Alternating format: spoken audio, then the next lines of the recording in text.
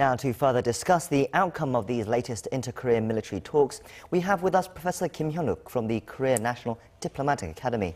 Thank you for joining us again. Thank you. Now, the meeting between the two militaries officials of South and North Korea took place. It seems to have been a mixed bag of results. On one hand, they promised to lower tensions, but on the other hand, they also didn't sign or reach some sort of a joint communique. What is your assessment of the talks yesterday? Well, I think at least the fact that North Korea was the one that have proposed this meeting is something very positive because North Korea never proposed this kinds of meeting to lower the tensions in the Korean Peninsula. And I think still some agenda had come up with some agreement, even though did not come out with some official statement. Two sides have agreed upon disarmament at the joint security area and also agreed upon the pulling back the guard posts within the demilitarized zone. Also agreed upon the jointly finding the remains within the demilitarized zone. So I think this is very positive outcome. I mean, even though they did not specifically agree upon some details that's needed to accomplish these three agenda, but I think at least in principle they have agreed upon these issues and they have agreed to continue talks for detailed discussions about all these issues. I think it's very positive.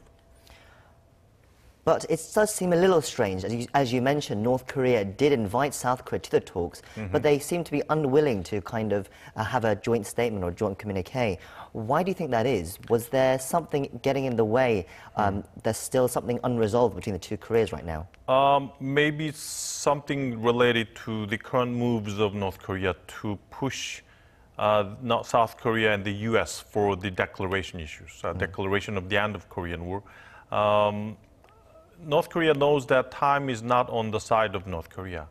Sanctions would continue. And if that happens, I think North Korea would still have to muddle through the distressed economic situations of North Korea, which is no good for Kim Jong-un's power consolidation. And I think North Korea knows that the first deadline that North Korea can get something from the United States is November, which is the dates for the midterm elections of the United States. And I think until then, North Korea wants to get as much as it can from the United States. And I think what North Korea wants now is declaration of the end of Korean War. I think through which North Korea wants to lift sanctions. The U.S. is not moving. So I think North Korea wants to use South Korea to go forward to that objective and outcome, I think. You mentioned there the sanctions on North Korea. A North Korean newspaper on Tuesday said that South Korea needs to lift the sanctions to improve inter-Korean relations, and that's the only way. And then they made quite a strong call, and one which South Korea won't be easy to fulfill right now. What do you make of the fact that North Korea has called for this so strongly?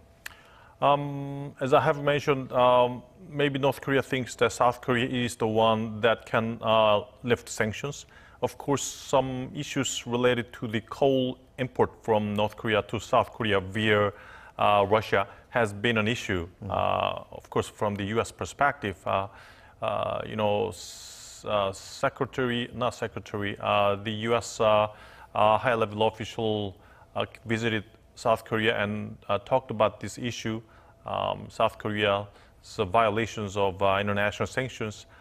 So I think South Korea is also cautious about not to violate the international sanctions on North Korea. But I think North Korea, I think, have to use South Korea to violate sanctions, and by which they can make the mood in the Korean Peninsula more economically oriented situations. Now South Korea and China, North Korea, they are ready for economic exchanges and cooperations, and the sanction itself is now huddled. Once sanctions lifted, I think they can very quickly, escalate the mood for the economic cooperation between North and South Korea, which is very big changes in the mood of the Korean Peninsula. And if that happens, I don't think it would be really easy for the President Trump to go back to the maximum pressure policies. And I think that's what North Korea is now trying to achieve right now. South Korea's Vice Unification Minister, Chun Hae-sung, went to North Korea on Wednesday as well, supposedly to inspect the venues for the Separated Family Reunions event, which is set to take place later this month. But it seems odd that the Vice Unification Minister would go for this kind of purpose. Do you think there might have been some sort of other motive? North Korea requested something like the resuming the tourism at Kumgang Mountain and also reopening the Gasan complex, industrial complex to South Korea. The South Korea is kind of unwilling to do that because South Korea knows that it is the violation of sanctions. And U.S. expressed clearly that it supports the shutdown of Gasan complex, which implies that South Korea should not do this, which implies the violation of sanctions. Chun Hae-sung's visit, Vice Minister of Unification, officially is to check out the venue of, reunion of separated family. But I think some rumors says that he's kind of visiting North Korea to check out some possibilities of, tourism issues, Gasan complex in the issues. But I don't think it would be easy for South Korea to do this unless there is some positions by the United States to make this as exception of international sanctions. I think South Korea and the U.S. I think would be closely talking and discussing these issues to make this as exceptions of sanctions. But we'll see how it goes. If you ask Washington right now, they'll probably say that the biggest hurdle towards improving relations with North Korea is that they need to denuclearize. And it seems like they haven't really been making progress on that. There are reports from the Washington Post the other day which said that North Korea is still working on new ICBMs. The question is, how far, first the question I want to ask is, how far can we trust these kinds of reports from like the Washington Post and other US media sources? Maybe true or maybe not. Because the U.S. has a lot of sources of checking out how things are evolving within the territory of North Korea. Throughout the satellites, a lot of intelligence, maybe the U.S. knows how North Korea is behaving, and maybe we can trust some part of the Washington Post report, not because it's wrong or right, but because maybe this is just a gesture of North Korea. Maybe North Korea is not seriously developing ICBMs, but kind of trying to look like they're developing ICBMs, kind of message to the United States that if the U.S. is not doing some measures that's requested by North Korea, for example, declaration of the end of Korean War or something like that, North Korea can go back to the past behaviors, develop ICBMs and develop and test, maybe test to develop nuclear weapons, go back to its last year's postures and policies. That's kind of warning and messages to the United States. So kind of a way to pressure the United States and South Korea so that they can accept the request by North Korea for the declaration of the end of the Korean War. So there's some sort of media that they're playing, some sort of tactics they're playing. But I've also read reports that actually experts aren't that surprised about the fact that North Korea are still producing weapons. I'm guessing you wouldn't be either?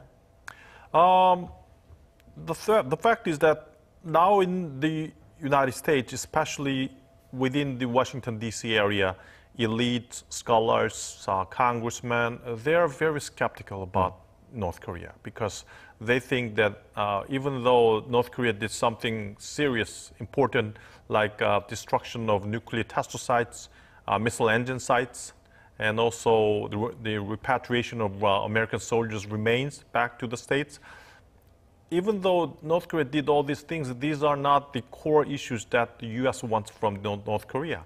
What the U.S. wants is to denuclearize North Korea, denuclearize what North Korea already possesses, get rid of and remove all the weapons and WMDs and ICBMs that North Korea already possesses.